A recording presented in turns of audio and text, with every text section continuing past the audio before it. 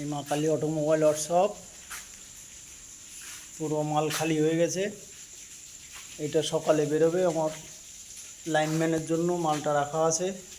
আর এখানে যে মাল ছিল, এইখানে যে মাল হয়েছিল, সব মাল এই গাড়িতে উঠে গেছে। এখন রাত 10টার বেশি বাজে, গাড়ি নিয়ে এখন আমি বেরোবো।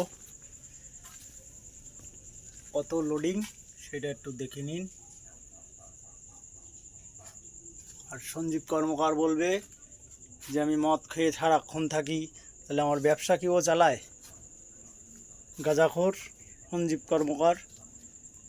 এই মাল এখন মার্কেটে বেরোবে, 10টার বেশি বাজে।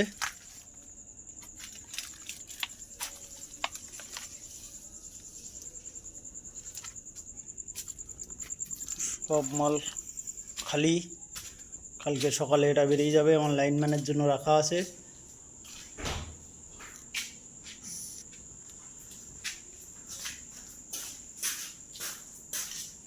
কালকে সকালেই এখানে নতুন মেশিন 21 হোলের